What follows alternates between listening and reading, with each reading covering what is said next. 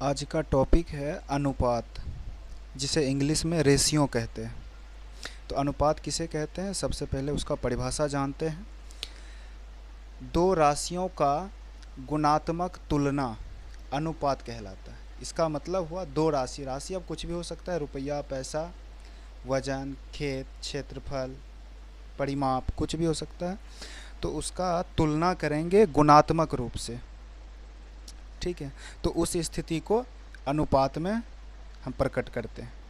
अनुपात का चिन्ह होता है इस प्रकार से, दो बिंदु रहता है ऊपर नीचे। जैसे राम के पास 20 रुपया तथा मोहन के पास 25 रुपया। अब इन दोनों के पास जो धन है अर्थात जो राशि है उसे अनुपात के रूप में दिखलाना है। तो किस प्रकार से दिखलाएंगे, सबसे पहले पहला जो व्यक्ति है उसका धन लिखे बटा दूसरा व्यक्ति का धन, फिर इसको काटते हैं। 5 से कटा 4 बार में, 5 से कटा 5 बार में। तो इस प्रकार से हमें इन दोनों के बीच जो अनुपात प्राप्त हुआ वह 4:5 है। अब इसको हम विस्तार से समझते हैं कि अनुपात आखिर बतलाता क्या है। तो इस कथन का तात्पर्य हुआ कि राम की अपेक्षा मोहन का धन 1.25 गुना है, या मोहन की अपेक्षा राम का धन 0.8 गुना है। यानी कहने का मतलब है 4 का 1.25 गुना करेंगे तो 5 आएगा, और 5 का जब 0.8 गुना करेंगे तो 4 प्राप्त होगा। इसका उपयोग जो है तुलना करने के लिए किया जाता है।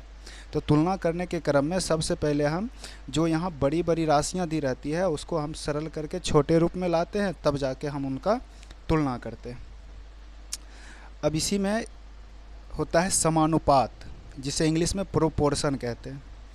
तो दो समान अनुपात को समानुपात कहते हैं। समान का मतलब बराबर, यानी जब दो अनुपात बराबर हों तब उसे समानुपात कहते हैं। जैसे 3:9 तथा 4:12।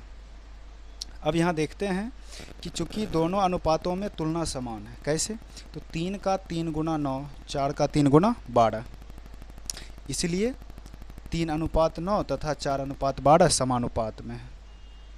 अब इसे सांकेतिक रूप में लिखने के लिए इस प्रकार से लिखते हैं 3:9, और ये हुआ समानुपात का चिन्ह 4:12 है। अब देखते हैं हम अनुपात का विचरण। तो अनुपात का विचरण दो तरह से होता है।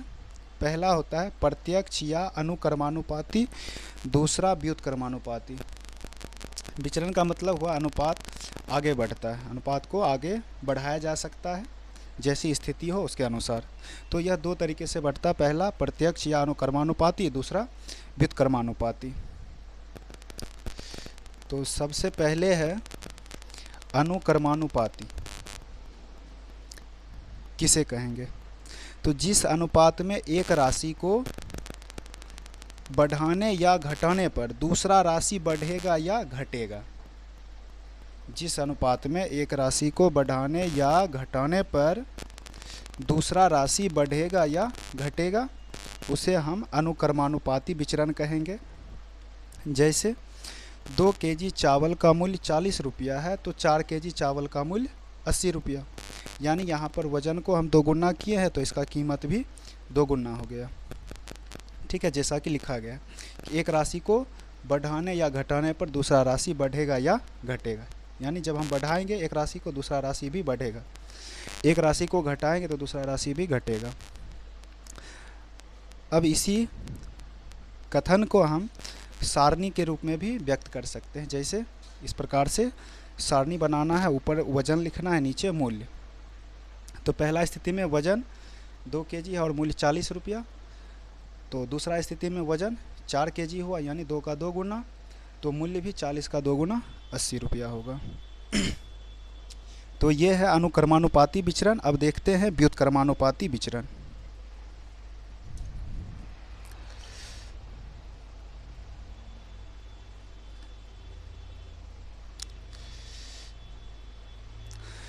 तो व्युत्क्रमानुपाती विचरण क्या होता है कि जब एक राशि को जितना से गुणा कर बढ़ाया या घटाया जाता है तब दूसरी राशि उतना से ही भाग होकर घटेगा या बढ़ेगा। जैसे किसी काम को 5 आदमी 10 दिन में करता है तो उसी काम को 10 आदमी 5 दिन में करेगा। इस बात को हम सारणी से भी दर्शा सकते हैं, जैसे आदमी की संख्या और नीचे दिन की संख्या। आदमी 5 है तो दिनों की संख्या 10। अब आदमी को 2 गुना करेंगे तो दिन की संख्या में 2 से भाग होगा, यानी 10 में 2 से भाग करके हमें 5 प्राप्त होता है।